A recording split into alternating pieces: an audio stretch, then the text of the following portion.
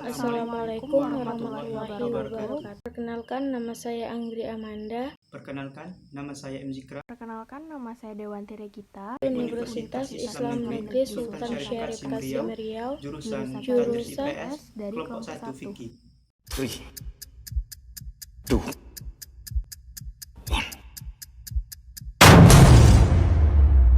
Nama saya Anggri Amanda, ketua kelompok dari kelompok 1 Fikih yang membahas tentang toharo dan sholat, dibimbing oleh Ibu Dr. Haji Ilmiati MAG. Baiklah, di sini saya akan menjelaskan tentang toharo. Pengertian toharo. Toharo menurut bahasa berarti bersuci. Menurut syara atau istilah adalah membersihkan diri, pakaian, tempat, dan benda-benda lain dari najis dan hadas menurut cara-cara yang ditentukan oleh syariat Islam. Toharo atau bersuci adalah syarat wajib yang harus dilakukan dalam beberapa macam ibadah. Allah Subhanahu wa Ta'ala berfirman dalam Al-Quran surah Al-Maidah ayat 6 yang artinya, "Hai orang-orang yang beriman, apabila kamu hendak mengerjakan sholat, maka basuhlah mukamu dan tanganmu sampai dengan siku, dan sapulah kepalamu dan basuh kakimu sampai dengan kedua mata kaki.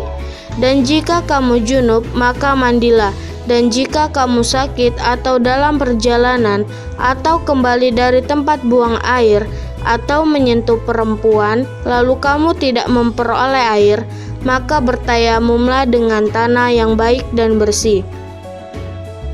Toharo memiliki syarat wajib. Apabila badan, pakaian, ataupun suatu tempat terkena najis, maka ia wajib dibersihkan berdasarkan firman Allah Subhanahu wa Ta'ala yang artinya, "Dan bersihkanlah pakaianmu." Kewajiban ini bergantung kepada 10 syarat, yaitu A. Islam, B. Berakal, C. Balik, D. Berhenti darah haid dan nifas, E. Masuknya waktu, F. Tidak tidur, G. Tidak lupa, H. Tidak dipaksa, I.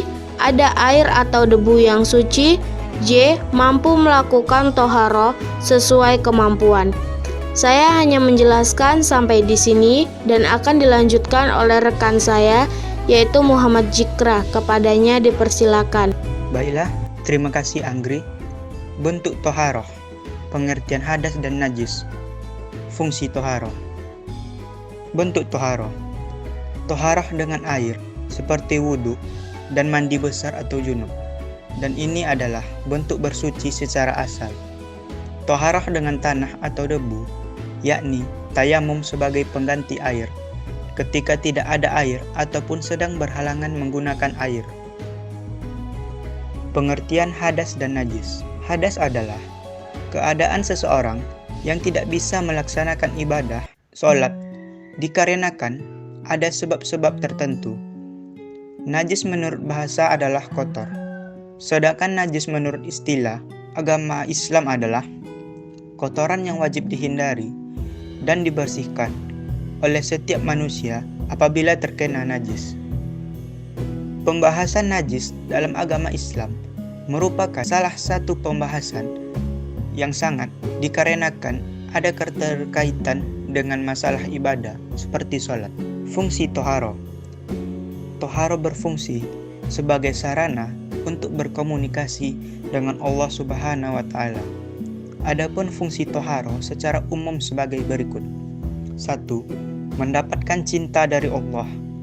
2. Sholat tidak diterima jika tidak disertai dengan bersuci. Menyucikan diri dari kotoran berupa hadas dan najis. 4. Sebagai syarat sahnya sholat dan ibadah seorang hamba. 5. Untuk memelihara kesehatan jasmani. Baiklah, hanya ini yang dapat saya sampaikan. Selanjutnya akan disampaikan oleh rekan saya, yaitu Dewanti Regita Hapsari. Kepada Dewanti, dipersilahkan. Baiklah, terima kasih Zikra. Selanjutnya, saya akan menjelaskan tentang sholat. A. Pengertian sholat. Sholat, menurut etimologi, berarti doa. Menurut syara, suatu ibadah wajib yang terdiri dari ucapan dan perbuatan yang diawali dengan takbiratul ihram dan diakhiri dengan salam, dengan rukun dan persyaratan tertentu. 1. Sholat fardu. Sholat fardu atau yang sering kita sebut dengan sholat wajib adalah sholat yang apabila dikerjakan akan mendapat pahala dari Allah Subhanahu wa Ta'ala, dan hukumnya meninggalkan sholat dengan sengaja akan mendapatkan dosa. Sholat fardu sendiri juga dibedakan menjadi dua, yaitu yang pertama fardu ain. Fardu ain merupakan suatu kewajiban untuk menjalankan sholat bagi tiap-tiap umat muslim dan tidak boleh ditinggalkan ataupun diwakilkan kepada orang lain. Yang tergolong jenis sholat fardu yang hukumnya fardu ain adalah yang pertama sholat subhi, yang kedua sholat zuhur, yang ketiga sholat asar, yang keempat sholat maghrib, yang kelima sholat isya, yang keenam sholat Jumat. 2. Fardu kifayah. Fardu kifayah merupakan suatu kewajiban bagi umat muslim atau mukhalafah yang telah dianggap cukup atau sah meskipun dikerjakan oleh sebagian orang saja. Dan apabila tidak ada satu orang pun yang mengerjakannya, maka akan menimbulkan dosa. Yang termasuk dalam sholat fardu kifayah adalah yang pertama sholat jenazah, yang kedua sholat istikharah, yang ketiga sholat duha, yang keempat sholat gerhana matahari dan bulan, yang kelima sholat istikharah, dan masih banyak lagi. 2. Sholat sunnah. Sholat sunnah atau sholat nafilah adalah sholat tambahan di luar sholat fardu.